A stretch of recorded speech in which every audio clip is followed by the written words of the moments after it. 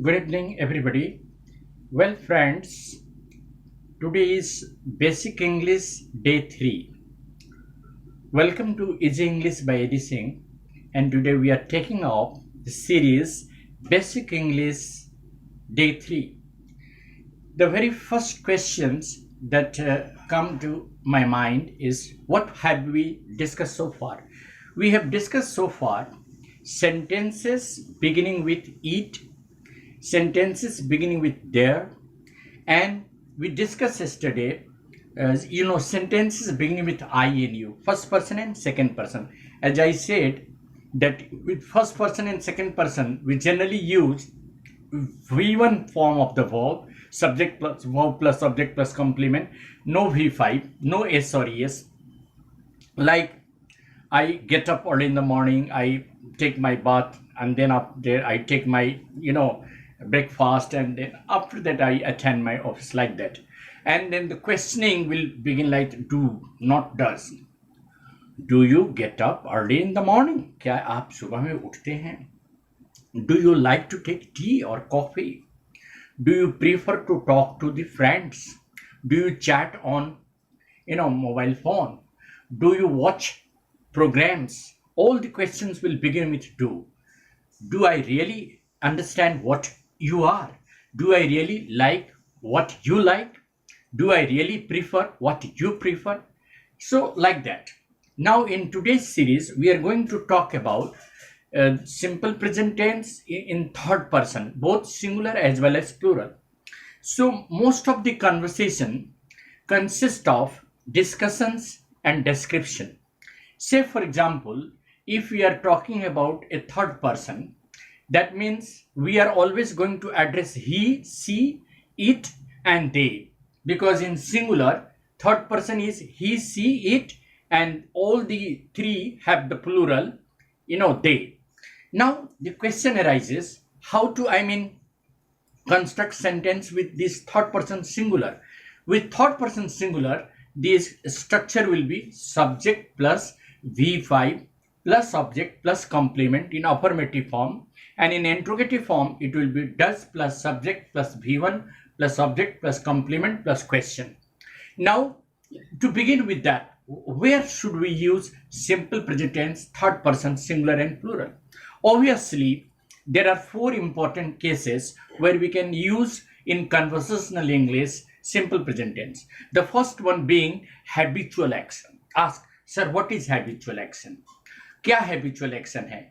जो काम हम लोग हैबिट के रूप में रोज प्रतिदिन डे टू डे करते हैं.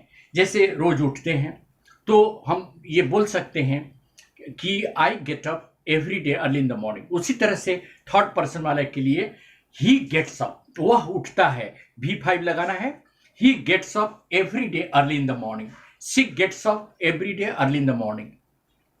Now it rains in the rainy season. Now, this is in singular. In plural, they get up early in the morning every day.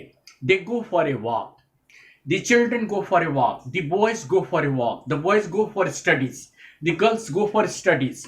So, everywhere in plural you will use v1 and in singular you will use v5. Now, in questioning, does he really get up early in the morning? This is for third person singular. Does she really study hard? क्या वह कठिन परिश्रम करती है पढ़ाई में? Does she really obey her parent? क्या वो अपने माता पिता का आज्ञा का पालन करती है? Does she really behave as she is expected? क्या वह उस तरह बिहेवियर करती है जैसा कि उससे अपेक्षा की जाती है? Does she really attend to her classes? Does she really sit for studies? Does he really obey his father and mother? Does he really study hard? Does he solve maths? Does he solve science? Does he really talk to you? Does he really understand what is going on? So everywhere you are using singular questioning, does plus subject plus v1 plus subject plus complement plus question mark. Does it rain every day in Bokaro? No. In negative, it does not rain every day. In negative, she does not get up every day. She gets up late every day. He gets up late every day. The sun rises every day in the east. Yeah, does the sun rise every day in the east? Like that. This is habitual action. Then comes the second one, that is scientific facts.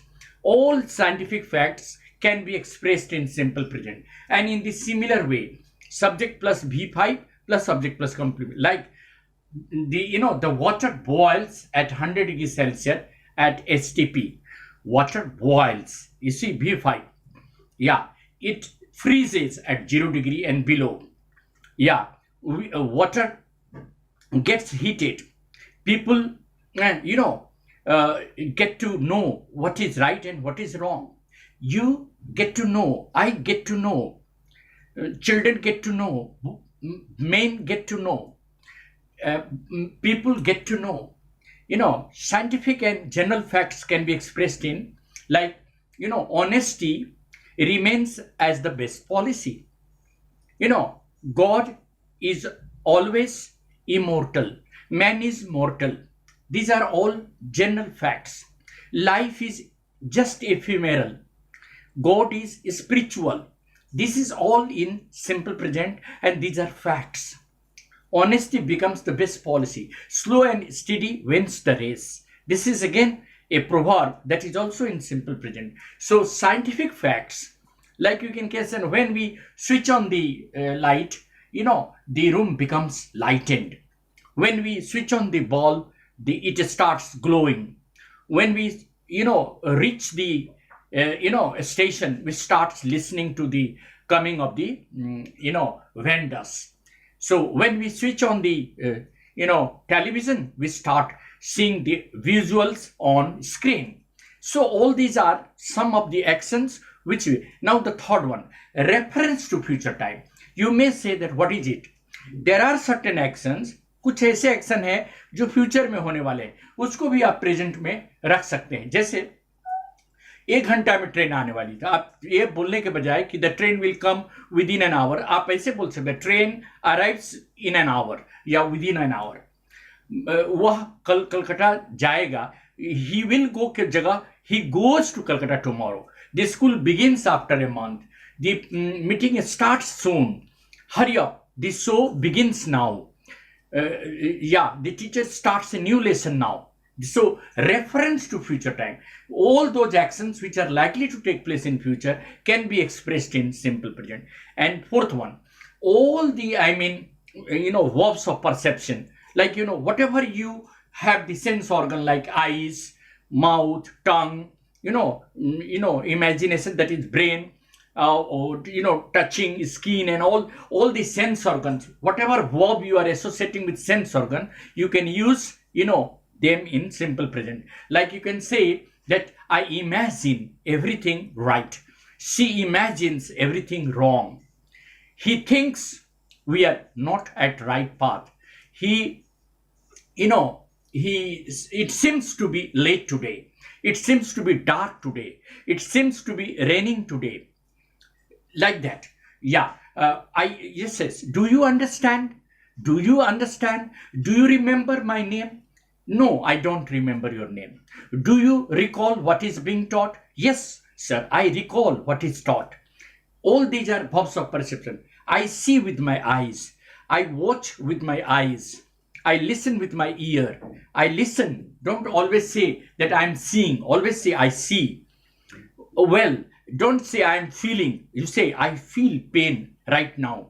I feel comfortable right now. Don't say like that. We never always use continuous tense with verbs of perception. Never say I'm not remembering your name. Always say I remember your name. I forget your name. Do you remember my name? Yes, I do remember your name. So verbs of perceptions can also be used in day-to-day conversation in simple present. And the fourth one I said, it's a very simple one, verbs of measurement. This room measures 12 meter by 10 meter. Yeah, this pot contains 10 liters of water. 10 liters of water. This bottle contains just 1 liter of milk. So contains, measures, belongs. This house belongs to somebody else. This house belongs to Mr. Khanna. Like that. All the verbs of possessions and all the verbs of measurement can be expressed in simple present. Now the the fact that when we start conversing in this manner, like questioning can also be done. Does this room measure 10 meter by 8 meter? Does this, bottle contain 1 liter or more? Does this, does this book cost more than 10 rupees? Like that. Questioning can also be done like that. Now, the thing is that there is one more thing, that is geographical facts. All geographical facts can be used in conversation in simple present, like the earth revolves around the sun. The days becomes long during the summer and the nights are short.